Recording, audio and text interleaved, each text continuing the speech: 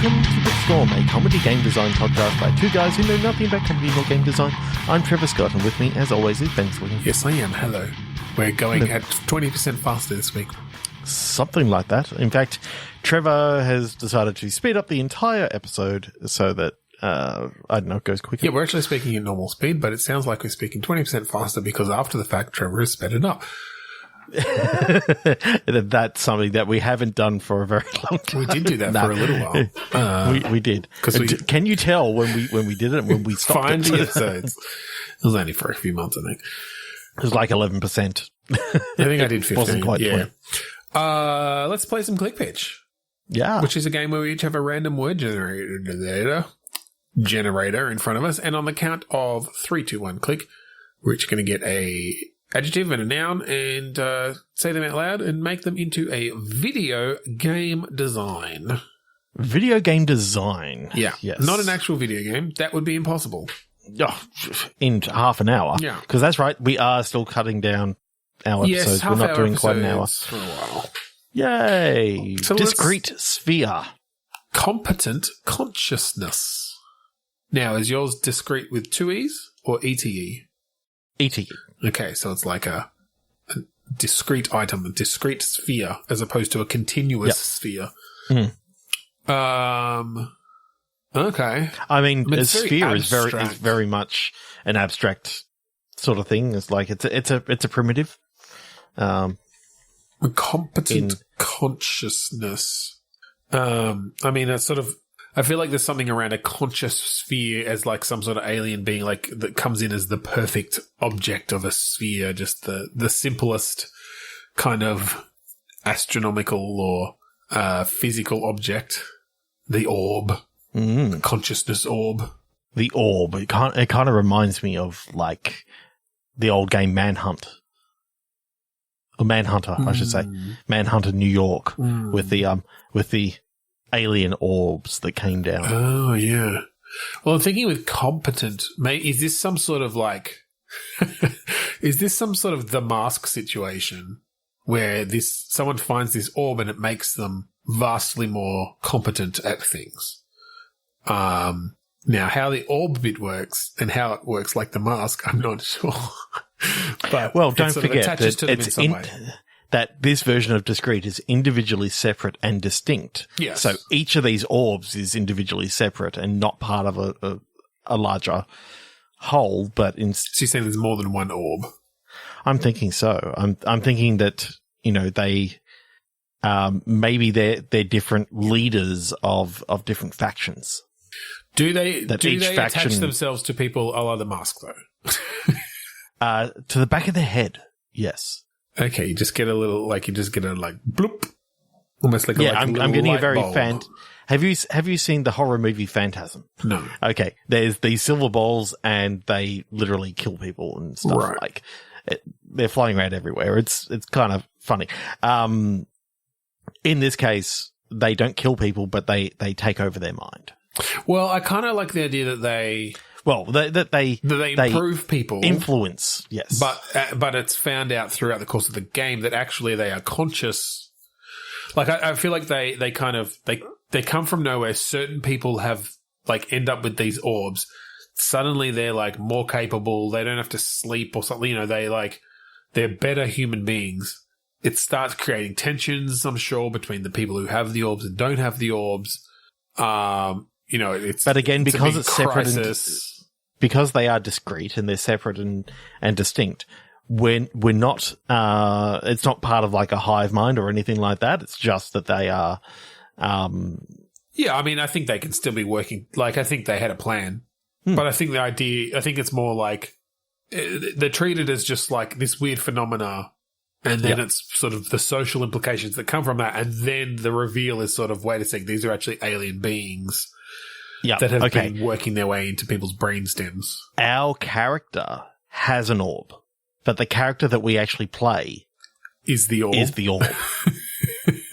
and there's a part during the game where you find out, like, your main character gets shot and you get implanted into another. Right. Onto another person nearby. and you now control that person. And that's when you realize that, hang on, we're the sphere. Controlling the sphere the whole time.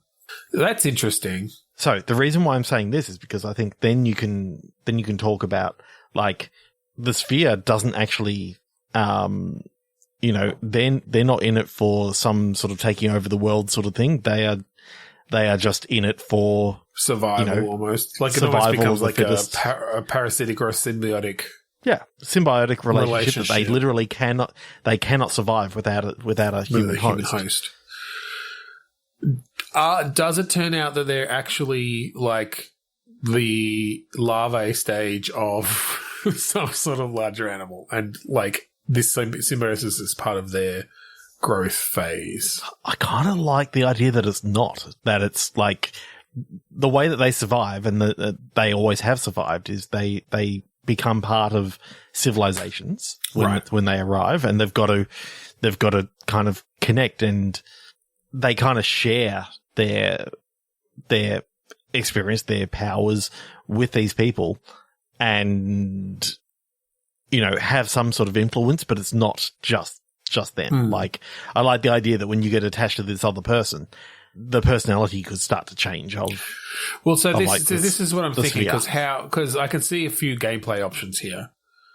I could see a kind of person jumping game in a way where there are multiple opportunities to jump between people, and almost in a, what was it, like Watch Dogs Legion way or whatever, you end up with, there's different people that you've gone through in the course of the game, and they're sort of procedural generated or something.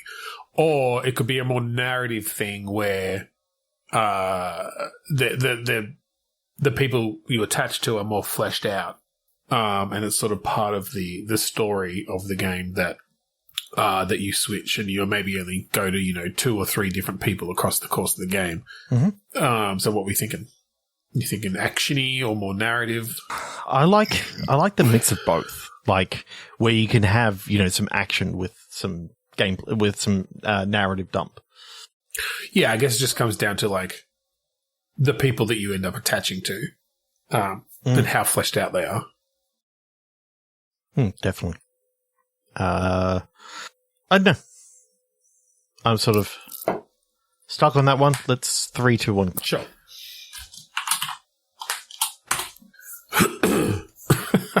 No.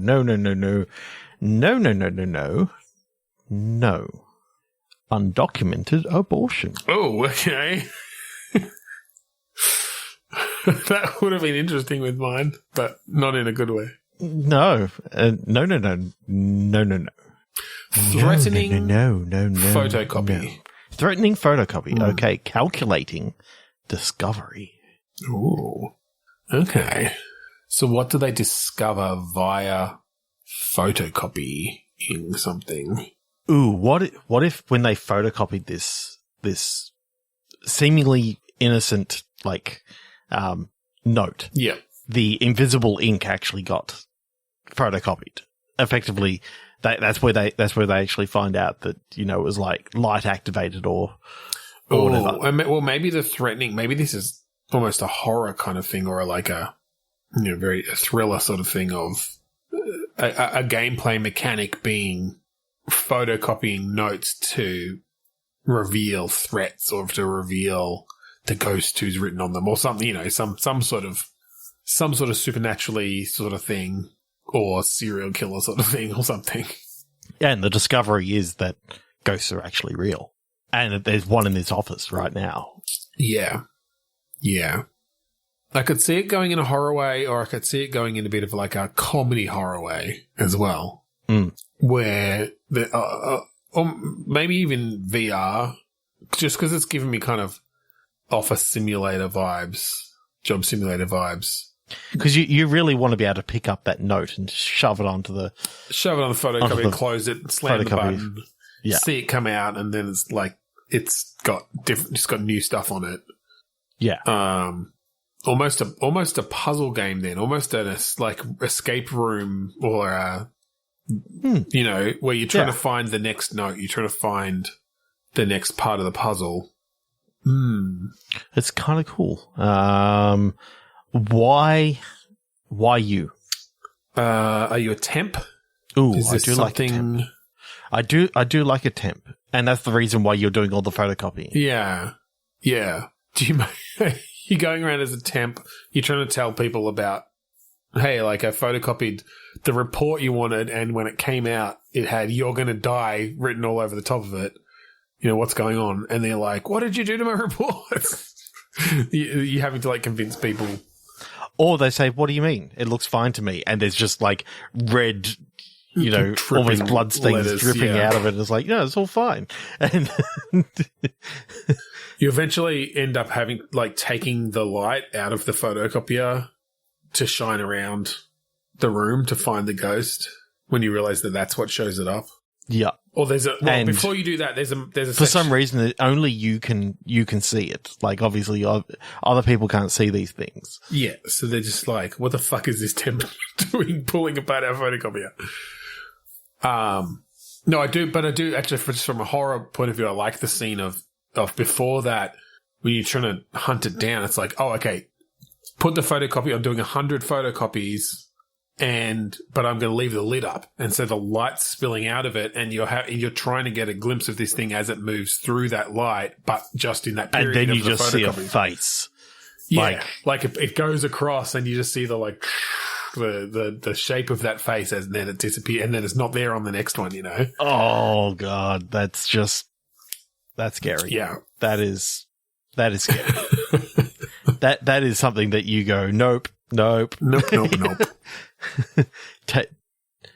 You take the headset off, you throw it down, and you squirt all the lighter fluid over it, and you just set it on fire. Oh my God, this is semi off topic, but I saw a fucking TikTok the other day of it's this stupid show where they like prank each other and stuff. They had one of the guys in VR in that game with like the two dolls. You know the one I'm talking about, the horror game? Mm-hmm. And he's like in there freaking out, but what he doesn't realize is while he's in there, they'd recreated the room that you play it in and had built it around him so that when he took the headset off, he's in the same room he just left.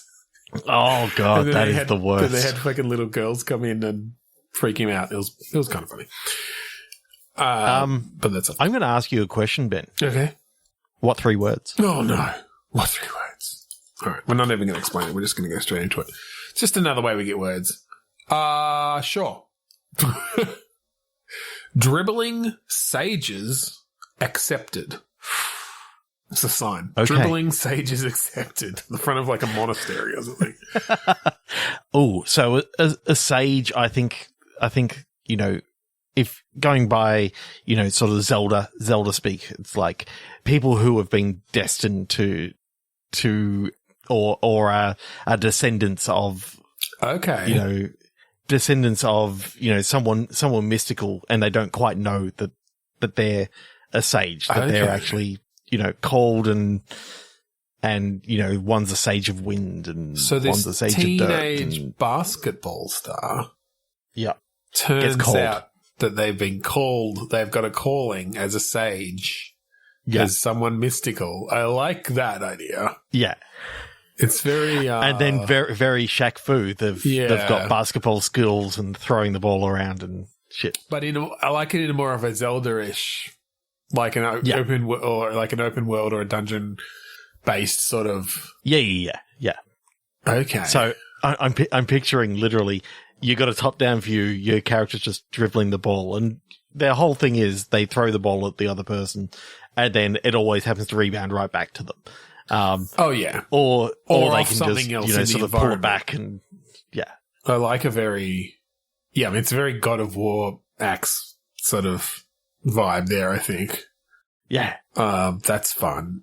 I like doing that actually. I'd like doing this as a bit of a God of War brawler kind of multiple enemies, you know, dribbling it off their face and then like kicking the one next to you or whatever. What are they the sage for, or what are they getting called up for? Because I think that they're not the hero in this context. Like they're there to. This is just a story of them being a sage, them trying to get to where they've been called to. Yeah, but really, it's their adventure as they're heading there.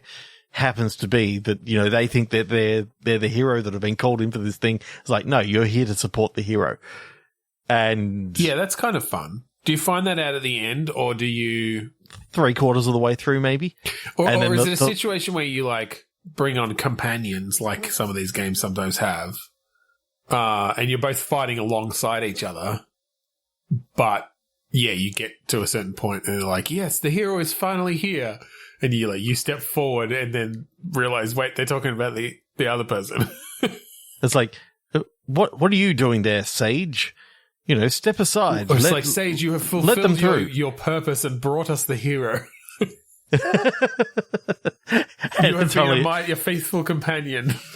This is the end of like Act 1. It's like, oh, come on. Yeah, and then you're acting as the companion the rest of the way. We're sort of talking it as if it's a fantasy world, though, but I kind of like it as a contemporary thing. That's a contemporary thing. There's just it just so happens to have some fantastical elements. Yeah, like, a little bit Stephen King-ish then in that way. Yeah. He often, like Dark Tower kind of thing, finding these hidden under the surface fantastical elements. So is all the fantastical stuff basketball based, or is it just you like basketball, so that's how your powers manifest?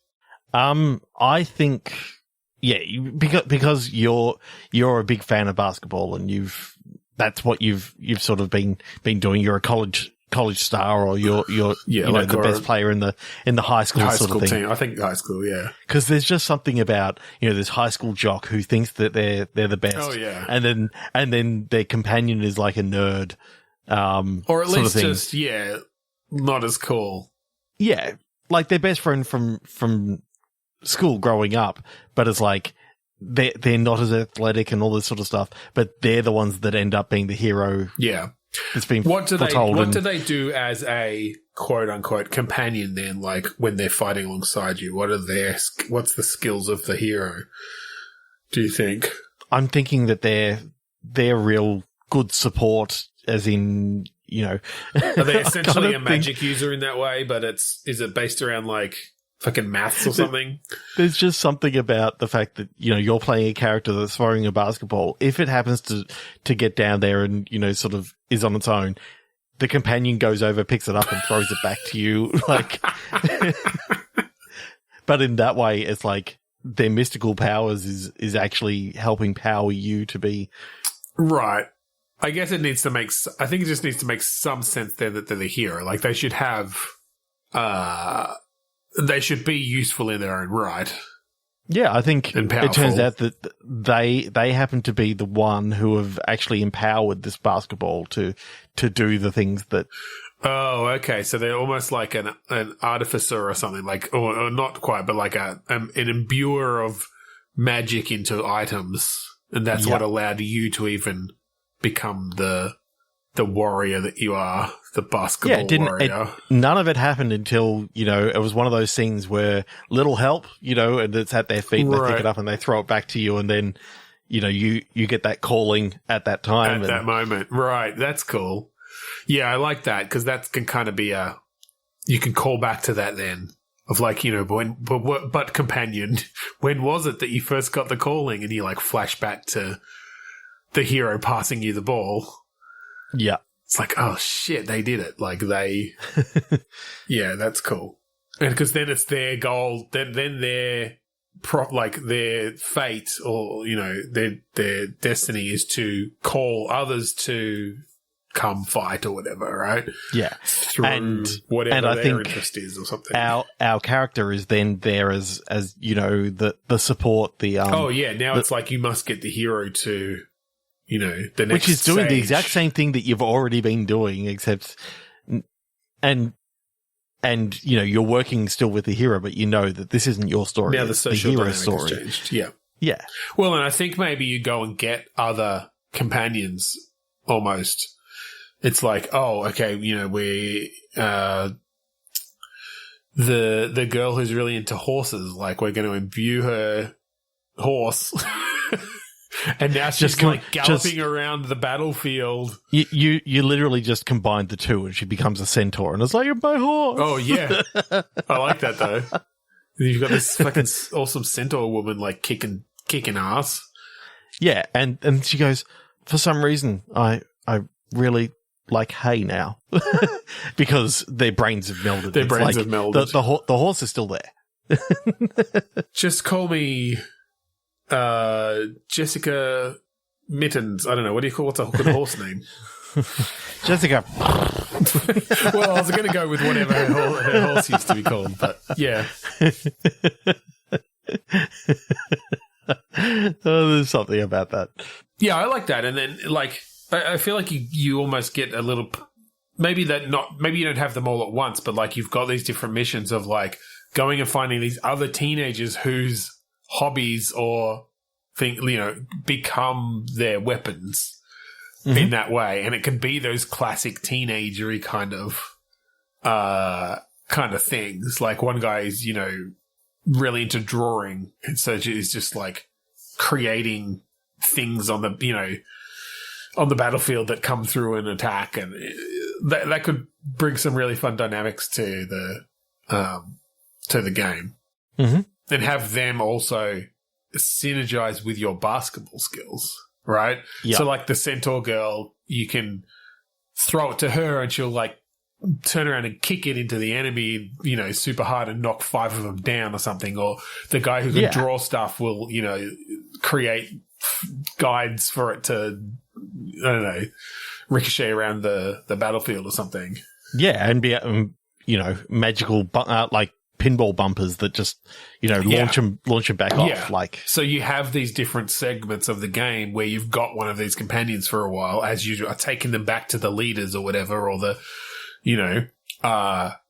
and you can really shift up the gameplay in those moments, and then they're back, and it's like, okay, we don't have them anymore. We go find someone else. Do that, and that's where you can really play with different. Like maybe at one stage you realize, hey, basketball isn't the only thing that I can do. Like.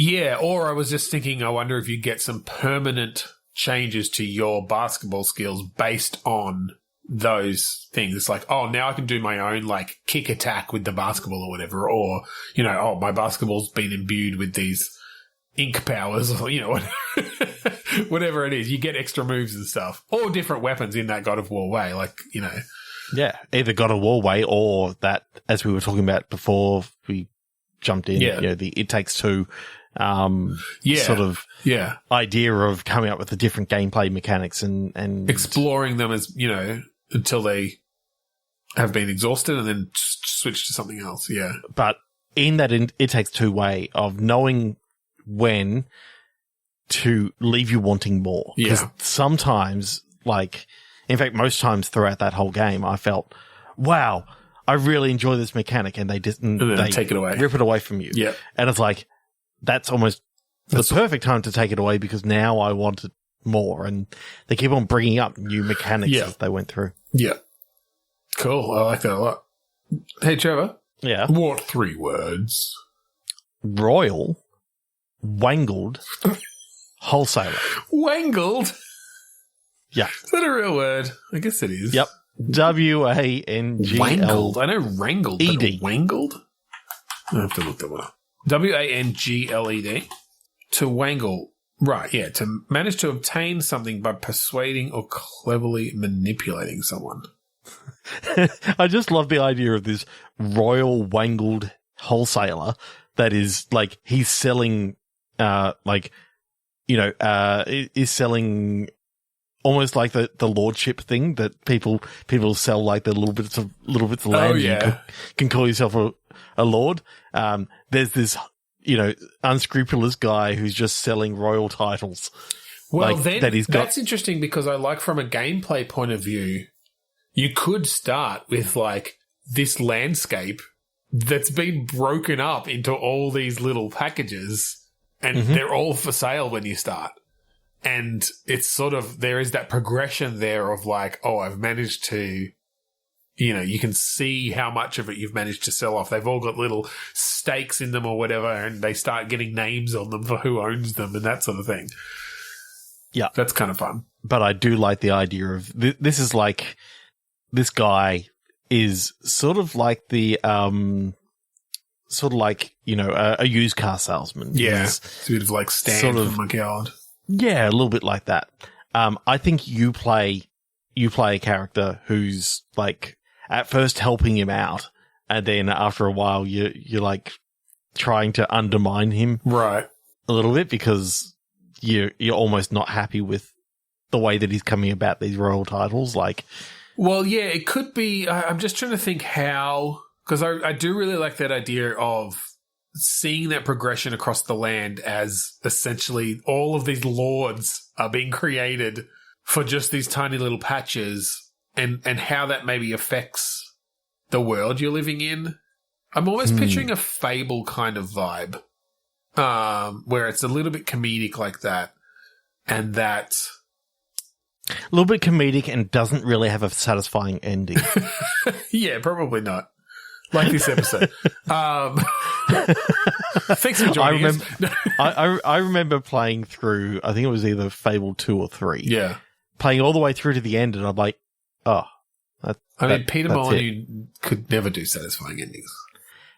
He was an ideas man, and then he just threw them out there. And I can't think of one fucking Molyneux game that has a good ending, really. Maybe, yeah. Anyway. Was it 3 that had the dog? I think so. Because that's the one that I finished. Yeah. And I got to the end and I'm like, that was the end boss? Like, that was worse than the normal fight that I've been having. And I'm now at the end of the game. This is... Oh. But what I like from that is that, like, you go back into a town that you've been through previously, and like the blacksmith isn't there anymore, and you go and find him, and he's like standing on his plot of land with a crown on or whatever, or like cloak on. Like, he's just like, all of the people in all the towns are essentially like being wowed by the idea of owning this land. And maybe they're bigger plots, like maybe they're enough for them to like just wander around on. Instead of being like 10 centimeter plots, they're about 3 meters. Yeah, 3 meters like by 3 meters. 3-4 you can lay spread. down. You can lay down. Yeah, and so you just it's like a bedroom with size. These people, and I don't know that they spend all their time there, but they've got their own little AI, and they've just like, once they've bought that plot, they want to spend a lot of time there, and they like put on their little clothes, and they maybe all do just different things on there. But it affects your game because then they're not available for the other things you might need them for. Yeah, like you may now need, such and such is coming to destroy the town. We need to arm all the people. Yeah. Where's the blacksmith? Oh, shit. And so then I wonder if there's almost a gameplay-ish sort of thing of buying it back from them or something, or like convincing them that you have to strategically take away this land and stop them from maybe you have to invade them. You have to forcibly take their land from them, and then they go back to the job that they had before. But each person, that they've all got their receipts in front of them. They're fungible tokens, as it were. Yeah, because they are legitimate. Like they're fungible. They're in their hands. Yeah. They're actual tokens. So if you take their token off them, they no longer have that land, and they're no longer bewitched by this. Yeah, you can. I think this wholesaler guy is kind of like a magic user. He's sort of bewitched. He's influencing the people into magically. But are these royal titles actually real, or are they all just smoke and mirrors? I mean, it doesn't matter at that point. Really, our wholesaler guy is actually, the devil.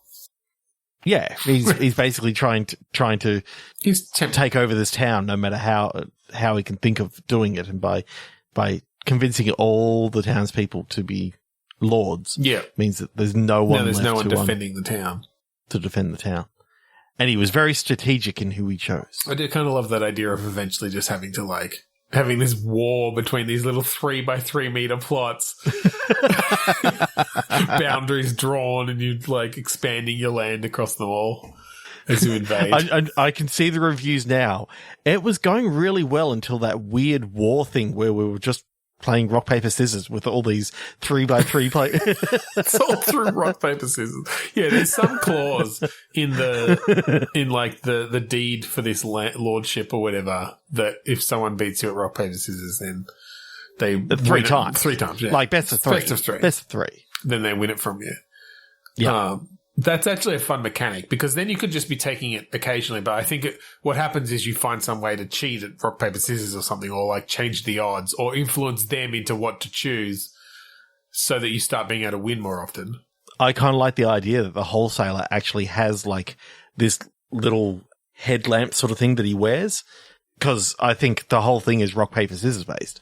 It turns out that this little headband is actually being enchanted that you can see what they're thinking. Yep. And what they're thinking is what they're going to play. Yep. So that's why he always wins and why they always, you know. And of course, being very rock, paper, scissors based, we find out at the end that your name is Alex Kidd and the land of this world is Miracle World. Did you ever play? At least he will be called Alex Kidd at the end of the game. Yeah. He earns the Kid title. Yes, because the king Kid is King Kid, and they adopt our orphan, and name him Alex after their great grandfather. Yeah. So your name is Alex Kidd the second. Kidd the second. You're Alex Kidd the second because you've got 2 Ds. The first Alex Kidd just had 1 D. Just have one. And then now you got 2. If you name your child Alex Kidd, it's going to be 3 Ds. Just and so going.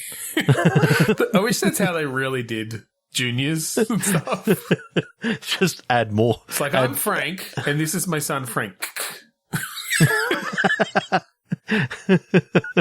And you have to make the extra sound.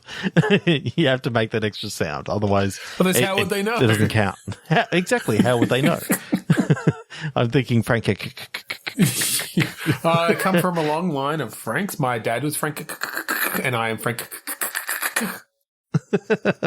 And my son, his name is Jim. Yeah, because fuck that.